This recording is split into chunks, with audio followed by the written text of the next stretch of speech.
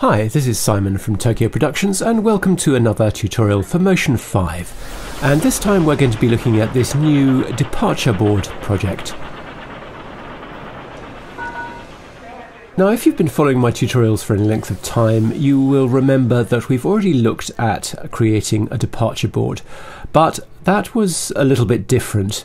And what we did in that project was to show how you could flick from one set of text to another. And that was all well and good, but with a real departure board, or Solari board as it's more correctly called, what you get is a lot of flicks or flaps of the letters before they finally resolve into the final text. And so that's what we want to try and address with this new project. So let's dive in and get started on that. I've got a new project here and I'm going to hit Command J to show you my project properties. I've made a slightly unusual project size here, and the width is 150 and the height is 200, and my frame rate, and this is important, is 24 frames, and my duration is 228 frames. And what we're doing with this project is to create a single flap unit that we're then going to pre-render and use in our final composite.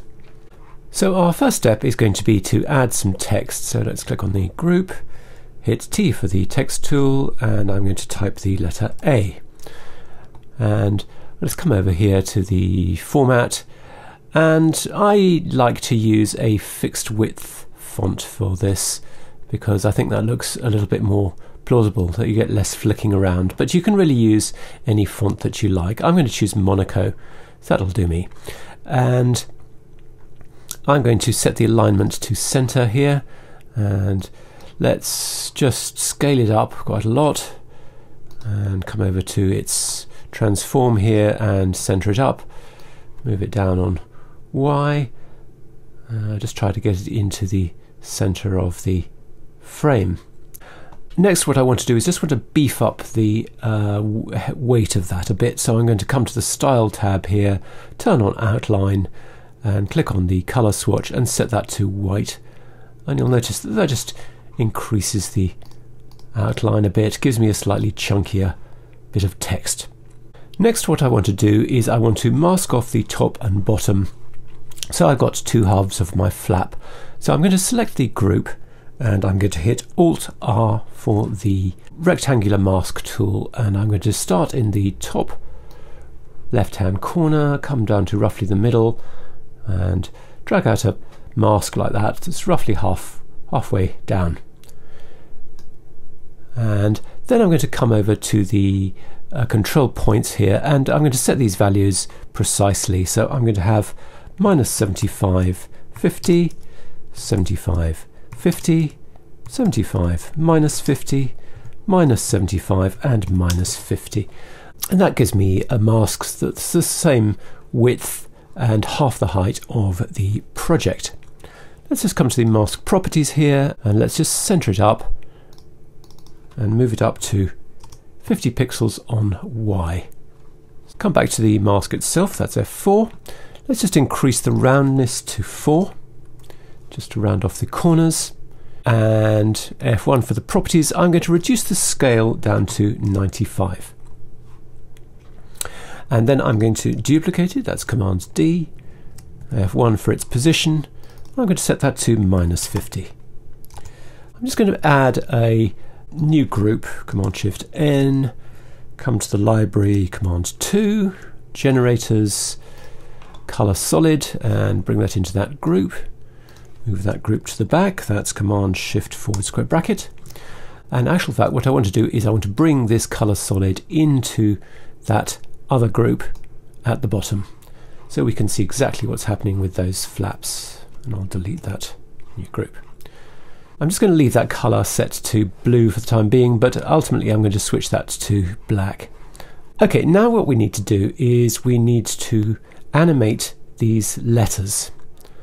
And so I'm going to select the text and I'm going to come to behaviors and text animation, and I'm going to add a sequence text behavior to that letter A. And then there are 26 letters in the English alphabet. So I'm going to come to frame 26 and hit O on the keyboard. And that will mean that my clip there is 26 frames long. That's because in the preferences I've made sure that my frame numbering starts at 1. So if your frame numbering is starting at 0, set it to start at 1. So now let's come to the sequence text behavior itself. That's F2. And what we want to do is add parameter format character offset. And here in the character offset value, we want to enter 26 because we've got 26 letters. And then here under sequencing, we want to select 2. Now if we come back to the start, you'll see that that flicks through all the letters of the alphabet ending on Z, 1 frame at a time. So I don't just want letters, I want numbers as well. So I'm going to duplicate that A layer, so that's Command D, and I'm going to turn off the first instance. And I'm going to come over here to the text box and I'm going to type 0. And then what I'm going to do is come to frame 10 and hit O on the keyboard. So now that's just 10 frames long. And I need to hit F2 to come back to its behavior, and the character offset we need to change from 26 to 10. So now we've got, if we click through, a sequence counting up from 0 to 9. So then I'm going to turn back on my characters, my alphabet layer I should say, turn that back on. I'm going to hit Command 7 for the timeline view. I'm going to select that characters layer and I'm going to drag it along so it starts the frame after the numbers finish. So count up from 0 to 9 and then we start cycling through the alphabet until we get to Z. I'm going to come to frame 37 and I'm going to hit Alt Command O on the keyboard, and that will set a range that finishes on this frame here, because I also want a blank frame so I can do spaces between words if I want to. So now we've got our basic element, and what I'm going to do is I'm going to change the color here, change that to black. So now what we need to do is we need to render this out. So I'm going to hit Command 7 just to hide that timeline view, and I'm going to come to the Share menu here and select Export Movie, and I'm going to choose ProRes 4x4. Very important you choose that, not one of the 422 versions, because that is not going to give you an alpha channel. So select that, and down here where it says duration, I'm going to use play range. Next, and we'll save this out as characters render. So now what we're going to do is hit Command 1 and we're going to navigate to where we've saved that characters render, and we're going to bring it in to the project into a new group. So I'm going to turn off the old group, let's call that characters. Let's turn that off. Now what I want to do is I want to retime that. I want to slow it all down. So what I'm going to do is I'm going to take this characters layer, F1 for its properties here. I'm going to twirl open the timing pane, and here under time remap I'm going to select variable speed. Then I'm going to hit Command 8 for the keyframe editor. So now I want to make sure I've zoomed to the full length of the timeline there. I'm going to hit Alt X to clear the play range as well. I'm going to select this second keyframe here under retime value, and I'm going to hold down the Shift key. Very important you hold down the Shift key. And then what I'm going to do is I'm going to drag it along all the way until I get to frame 222. Now you need to look very closely at the display there. And now I'm going to come to the end of the timeline with that layer selected and hit O. And now if we play through, you can see that that's flicking through at that much slower pace. So each one of those is now 6 frames long. And let's now render out this new slowed down version.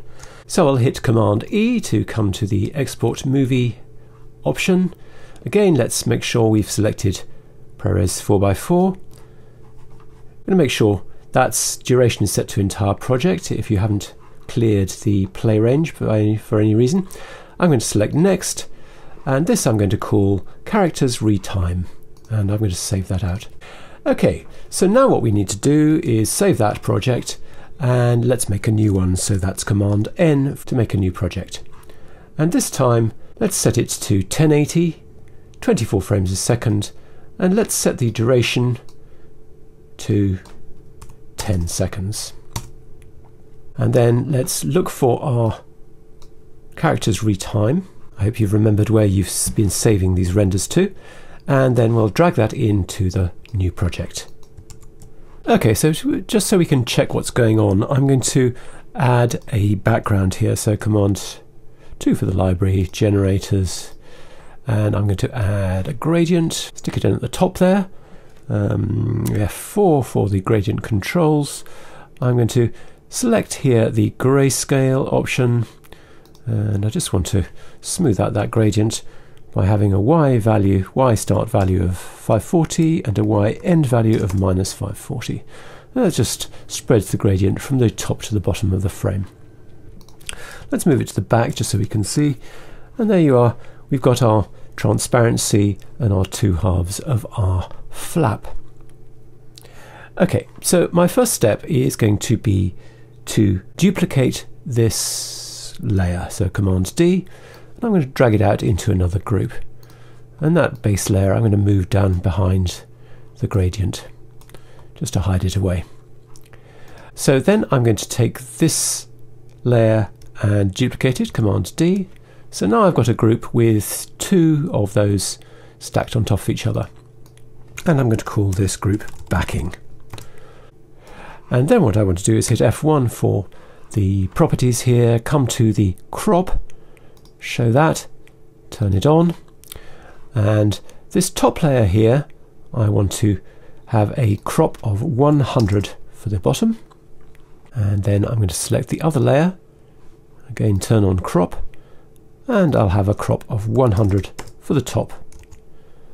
So then I'm going to take this top layer, and down here on the mini timeline I'm going to slide it back by 5 frames. So look at the number on the extreme right hand side of that display. That's now saying -5, and I can release the mouse and I've got the offset that I require, so -5 frames. So then I'm going to take this group and I'm going to make that 3D. And then I'm going to make a new group, that's Command Shift N, also 3D, and I'm going to call this group Flap. And then I'm going to come down here to my original layer that's hidden behind everything, hold down the Alt key and drag it into that flap group. So select this layer, F1 for its properties, come down to the crop. So what I want to do here is set a crop of 100 for the top, and then I want to come up here, twirl open the rotation and set an X rotation of 180. Let me just turn off that backing group so we can see what's going on. Okay, then I'm going to duplicate this layer, Command D, F1 for its properties here, transform rotation X 0, zero that out. Let's zero out the crop at the top there and set a bottom crop of 100. So now we've got a 2-part flap with one element on the front and the other element on the back. And then what we want to do is we want to animate the movement of the flap. And so let's select the flap group, make sure we're at frame 1 on the timeline, come to rotation X and let's set a keyframe. Then let's come to frame 6 on the timeline and we'll set a rotation X value of 180. And if we just play that, we'll see that flaps down. So let's just open up the keyframe editor, so Command 8, and let's drag here on the zoom so we can see what's going on. That's that bar at the bottom there. Let's come to frame 7, so that's the frame after we've set a keyframe there, and let's reset that X rotation to 0. And now it flops down and it flops back up again instantly over one frame. So now what we're going to do is come here to the rotation X. To the right of it, you'll see we've got a little disclosure triangle, and we want to come down to after last keyframe, and we want to set that to repeat. And if you watch what that does in terms of the keyframe editor here, you can see that that's basically repeating that same action over and over again. So let's play that, and you can see that that flap is now just flapping down every 6 frames. And then I want to take the lower layer of the flap, select that, again come to my mini timeline here, and I want to drag it back by 3 frames. So again, look at that value on the extreme right as I drag, and there you go, -3. And now if I turn on the backing, you'll see we've got our flap, and everything's working exactly as we'd like. Okay, let's close up the keyframe editor, Command 8, and let's look at adding a light or two. So Command Shift L to add a light. Let's hit F1 for its position here. Let's set the Y position to 200. And let's duplicate that light, Command D. Again, for its position, let's set that to -50. And I just want to reduce the intensity of this second light, just so it's illuminating underneath the flap, like so. Just starts to give us a bit more realism. And let's hit Alt Command C to make a camera. F1 for its transform. Let's just rotate it around on Y to about -20.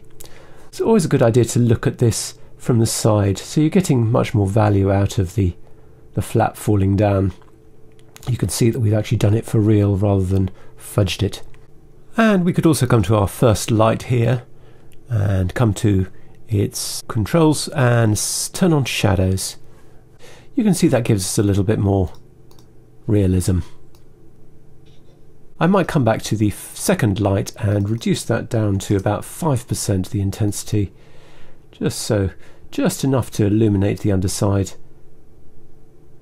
And obviously when we finally come to render it, we're going to want to turn on motion blur, so those flaps look like they're flapping down a little bit more photorealistically. But let's turn that off for now and move on. Now, of course, what happens at the moment is that the letters flap over and then they just run out, and there's no mechanism for actually stopping the animation. Let me just come to frame 175. And let's talk about how we're going to achieve that. First of all, I want to turn off the flap. So we want to resolve on this T. So how are we going to do that? We're going to hit Command 2 for the library, come to Behaviors, Retiming, and then we're going to add Hold Frame. And we'll add it to that layer, and we'll also add it to the bottom layer. So now what happens is that those click over and they freeze on the T. Just need to come to the end of the timeline, select the backing group and hit O. And we also need to select that top layer and hit O as well, just so they both extend to the full duration of the project. Okay, so that's all well and good. If we turn on the flap though, that keeps flicking despite the fact that our backing has stopped. So what we need to do is come to frame 174, and we need to select the flap group and hit O. And that will trim that group to end at that point. And now if we press play, it keeps flapping, keeps flapping, keeps flapping until we get to the T and everything calms down. So there you go, that's the mechanism for stopping it.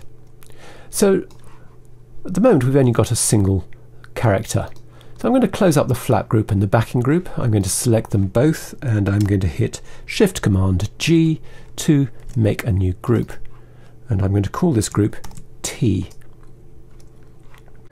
Okay, so let's close up that group and let's duplicate it, Command D, and let's call this O, and hit F1 for its transform, and I'm going to set an X position of 150. So let's hold down the Alt key and open up that group, and that opens up everything inside it, which is what we want. What I'm going to do is I'm going to temporarily turn off the flap just so we can see what's going on, and then I'm going to scrub through until I see the O resolve, and that's frame 145. And at that point I'm going to come down to the backing group, and I'm going to select the hold behavior and hit I, select the other hold behavior and again hit I, and I'll turn back on the flap group and I'll hit O, having selected it.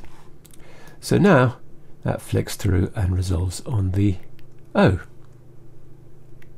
So let's try one more of those just to get you into the swing of it.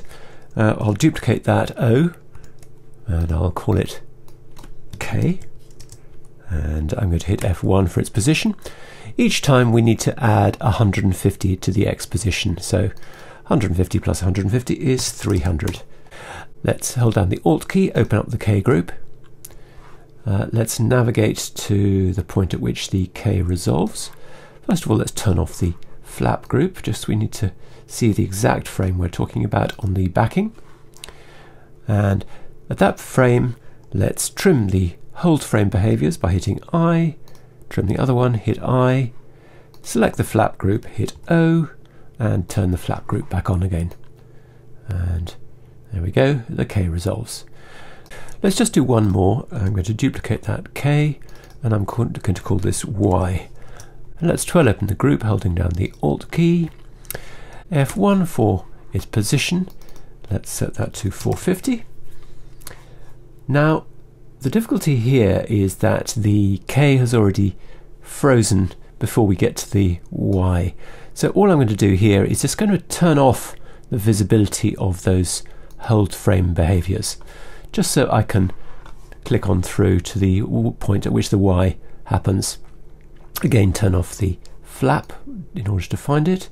Come back here, find the Y frame there, select the hold frame, even though it's invisible, doesn't matter. Hit I, select the other one, hit I, turn them back on again, select the flap group and hit O, and we've now got the Y resolving. So if you find yourself in that situation where you want a letter that's later than the version that you've copied, simply turn off the hold frames so you can carry on clicking through and find the point that you want. So there's just one other thing I wanted to point out, which is that those are all flapping down at the same time, and that doesn't look very good. So all you'll want to do there is simply grab the entire letter and just move it back, move each group back just a little bit so that they're offset in a slightly more interesting way, and that'll just make for a better looking animation.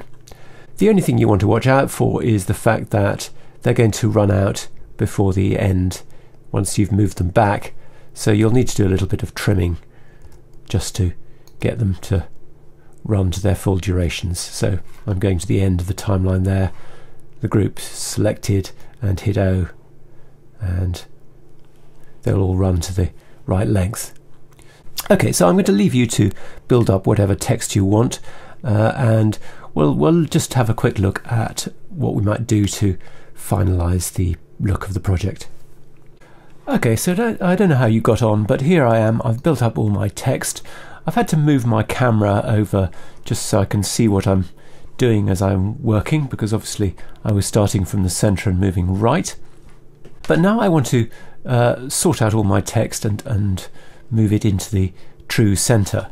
So what I'm going to do is select all my text layers and hit Shift Command G to make a group, and then hit F1 for the transform of the group. And I'm going to zero out the X and the Y position. Now that text is all in the center. Let's just turn off the camera briefly, and you can see how that's all working. And my lights are in the center, my text is in the center. So pretty important thing to be able to do, just so you get yourself all lined up correctly. Okay, so I need to get a slightly better spread of light across my text. So I'm going to select both these light objects by command clicking them. I'm going to twirl open their transform, and I'm going to enter a Z value of 500. Just move them away, get a better spread of light. I'm also going to select the second light, the one that's down here, and I'm going to move it down on Y to -150.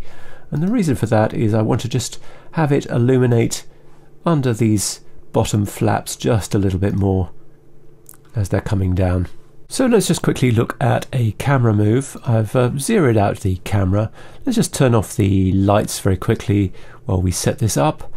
I'm going to come to 6 seconds on the timeline, and for the camera I'm going to set an X position keyframe, a Z position keyframe, and a Y rotation keyframe. And then I'm going to come to the first frame. I'm going to set that X position to -30, the Z position to -220, and the Y rotation to -20. And this will give us just a nice fallback to that final position there. We can turn the lights back on again. So that's pretty much it. In my version I changed the background colour, I added a couple of lens flares in the background just to give it a bit more interest, but really I don't need to show you all that. The main point of this was to show you how to build up the animation.